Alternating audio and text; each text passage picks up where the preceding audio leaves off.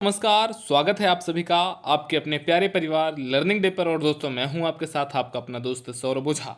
अगर आप polytechnic first semester में हैं तो आपके लिए ये वीडियो बहुत महत्वपूर्ण होने वाला है, क्योंकि आज के इस वीडियो में हम आपको CS जिसको कम्युनिकेशन स्किल बोलते हैं, FS जिसको फंडामेंटल स्किल बोलते हैं, इन दोनों का मैं आपको model paper, previous year paper दिखाने वाला हूं। और बिल्कुल बहुत अच्छे तरीके से मैं एक्सप्लेन करके बताने वाला हूं कि कैसा क्वेश्चन आपके एग्जाम में CS से आता है। इसके पहले दोस्तों हमने फिजिक्स, केमिस्ट्री, मैथ और ED के प्रीवियस ईयर के पेपर आपको बता चुके हैं। अगर आपने नहीं देखा तो चैनल के वीडियो वाले सेक्शन में जाकर के जरूर देखें।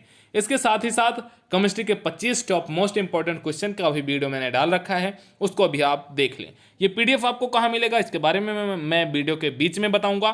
तब तक आपको इंतजार करना होगा और क्वेश्चन बाय क्वेश्चन एक एक चीज़ों को हम समझते हुए चलेंगे। तो दोस्तों, CS का जो पेपर है आपका, अच्छा चैनल नहीं सब्सक्राइब किया तो जरूर सब्सक्राइब कर लें। दोस्तों, जो ये आपका CS है ये 50 नंबर का पेपर होता है, जिसमें से 17 आपको पाना कंपलसरी होता है।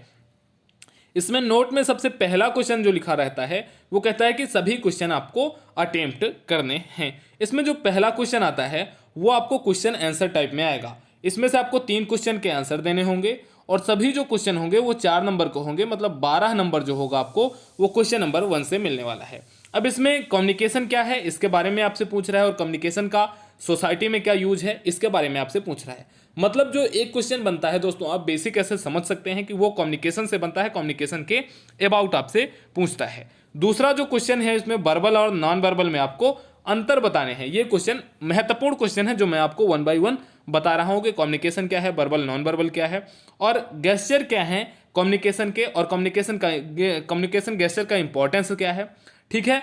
और what situation is the communication interrupted, किस कंडीशन में आपका जो कम्युनिकेशन होता है वो इंटरप्ट होता है। और नेम सम आपको मॉडर्न डिवाइस के नाम लिखने हैं जो कम्युनिकेशन में वर्क आते हैं और वो कैसे काम करते हैं इसके बारे में भी आपको एक्सप्लेन करना है। कुछ ऐसे मॉडर्न डिवाइस जो कम्युनिकेशन में काम आते हैं, जैसे हमारा मोबाइल फोन, कंप्यूटर, ये काम कैसे करते हैं इसके बारे में भी आपको बताना है। तो बहुत बेसिक सा होता है। जो पहला क्वेश्चन होता है 12 नंबर का, वो आपका एक तरह से कह सकते हैं बेसिक कम्युनिकेशन से होता है। फिर आपका दूसरे क्वेश्चन से दोस्तों स्टार्ट हो जाता है ग्रामर का पोर्शन। अब इस ग्रामर के पोर्शन में आपको डायरेक्ट इनडायरेक्ट के क्वेश्चन आते हैं, और ये 4 क्वेश्चन आपको करने होते हैं, और 4 के चारों क्वेश्चन एक एक नंबर के होते हैं, मतलब 4 नंबर आपको डायरेक्ट इनडायरेक्ट से मिलता है। अब आप क्वेश्चन देख सकते हैं कैसा आता है, डायरेक्ट इनडायरेक्ट से 4 क्वेश्चन। फिर जो अगला क्वेश्चन आता है दोस्तों वो एक्टिव पैसिव से आता है। एक्टिव में आपको दिया है फॉर्मेट और आपको उसको पैसिव में कन्वर्ट करना है, और इसके भी 4 क्वेश्चन आपको करने होंगे, और प्रत्येक क्वेश्चन आपका 4 नंबर का होता है। मतलब 12 नंबर का पहला क्वेश्चन, दूसरे क्वेश्चन में 2 पार्ट, जिनमें से पहला आपका हो जाता है कितने नंबर का, 4 नंबर का, जिसमें डायरेक्ट इनडायरेक्ट होता है। दूसरा आपका एक्टिव पैसिव, तो एक्टिव पैसिव होता है जो कि 4 नंबर का होता है। फिर अगला जो क्वेश्चन आता है इसी का दूसरे में C पार्ट, वो आपको fill in the blanks fill करने होते हैं। यह भी 4 नंबर का होता है और 4 क्वेश्चन आपको दिए गए होते हैं। शुड का कौन सा फॉर्मेट यहाँ पे आएगा, ही का, बी का कौन सा फॉर्मेट, टीज का कौन सा फॉर्मेट, और लिप का कौन सा फॉर्मेट यहाँ पर आएगा, फिलिंग द ब्लैंक्स में आपको फिल करने हैं।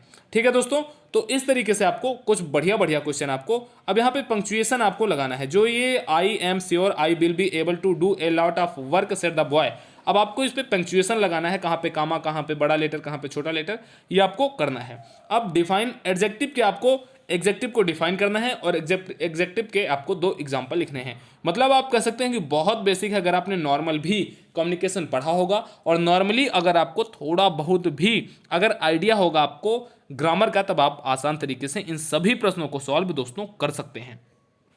और फिर आपको एक जो है पैरा दिया जाएगा, उस पैरा को पढ़ने के बाद कुछ आपको क्वेश्चन दिए जाएंगे, उन प्रश्नों के आपको आंसर देने होंगे। ये हर बार आता है, महत्वपूर्ण है। आपको एक पैरा दिया जाएगा और उस पैरा को पढ़ने के बाद कुछ क्वेश्चन आपको नीचे दिए जाएंगे, उन्हीं प्रश्नों के उत्तर देने होते हैं। ये बहुत बेसिक सा होता है, लेकिन इसमें आपको समझना क्या होता है कि इसमें आपको पैराग्राफ पढ़ना और उसके अर्थ को समझना आना चाहिए। सबसे पहला काम कर लेना, आप एक बार पैरा मोटे मोटे आप अपने दिमाग से पढ़ लेना। फिर आपको 1 बाय 1, जैसे पहला क्वेश्चन मैंने उठाया, why did the poor woman go to Buddha. अब यहाँ पर आपको ढूंढना है कि पुअर ओमेन कहाँ है, कि जो बुद्धा के पास गया। अब यहाँ पर आप प्रश्न में जब आएंगे, जब आपके पास ये पैराग्राफ रहेगा, तो ये रहा आपके प्रश्नों का जवाब। मेडिसिन रिस्टोर के लिए गया वो बुद्ध के पास, क्योंकि उसका बच्चा जो है वो मर गया था। ठीक है, तो तो आपको क्वेश्चन पहले एक बार आप पूरा पैराग्राफ पढ़ लेना, फिर आपको क्वेश्चन पढ़ते हुए पैराग्राफ से आंसर ढूंढ के दोस्तों लिख देने हैं। आसान होता है, कोई बहुत ज़्यादा इसमें लॉजिक वाला बात नहीं होता है। 4 क्वेश्चन होंगे, एक क्वेश्चन 1 नंबर का होगा और 4 नंबर आपको यहाँ से मिल जाएंगे। बच्चे सबसे ज़्यादा इसी में फंसते हैं, तो इसको आप अच्छे तरीके से देख लेना। फिर आपको एंटोनिम्स लिखना है। एंटोनिम्स 2 क्वेश्चन आपको दिए गए हैं, जैसे सौरव और यंगेस्ट का, दोनों का आपको एंटोनिम्स लिखना है और दोनों 1-1 नंबर के हैं, 2 नंबर आपको यहाँ से मिलेगा। सिनोनिम्स आपको बेड और ग्रिफ का सिनोनिम्स लिखना है, 2 क्वेश्चन यहाँ से भी रहेंगे और प्रत्येक 1 नंबर का 2 नंबर आपको यहाँ से मिलेगा। Direct indirect, active passive, fill in the blanks, paragraph और फिर एंटोनिम्स, सिनोनिम्स और बेसिक कम्युनिकेशन। और उसके बाद जो दोस्तों एक बहुत आसान सा और थोड़ा सा आप कह सकते हैं लॉजिक वाला एक क्वेश्चन आता है, वो क्वेश्चन नंबर 5 होता है। 8 नंबर का क्वेश्चन होता है दोस्तों। इस क्वेश्चन में क्या रहता है कि आपको एक फोटो आपकी स्क्रीन पर दिखा दिया जाएगा, जैसे आप यहाँ पर देख सकते हैं। अब इस फोटो के बारे में आपको कहना है कि अब इस फोटो को आप देखो और इस फोटो को आप एक्सप्लेन करो और इंग्लिश में बताओ कि फोटो में है क्या क्या और फोटो किससे रिलेटेड है। और ये आसान सा क्वेश्चन आपके लिए 8 नंबर का होता है, बहुत बेसिक होता है। थोड़ा सा भी अगर आप कॉमन सेंस लगाएंगे तो आप इस प्रश्न को बहुत अच्छे तरीके से कर सकते हैं। जैसे कि यहाँ पर कुछ लोग सफाई अभियान में जुटे हुए हैं, कुछ स्कूल के बच्चे हैं। स्कूल के बच्चे कैसे कह सकते हैं, क्योंकि बच्चों ने टाई बेल्ट लगा रखा है, टाई पहन रखा है और स्कूल यूनिफॉर्म में है और ये सफाई कर रहे हैं झाड़ू से। इनके साथ एक महिला भी है जो कि शायद इन्हें निर्देशित कर रही है, तो संभव है कि ये अध्यापिका इनकी हो सकती है। पीछे एक लड़की है जो कि कैरी करके कुछ कंकड़ पत्थर ले जा रही है डस्टबिन में डालने के लिए।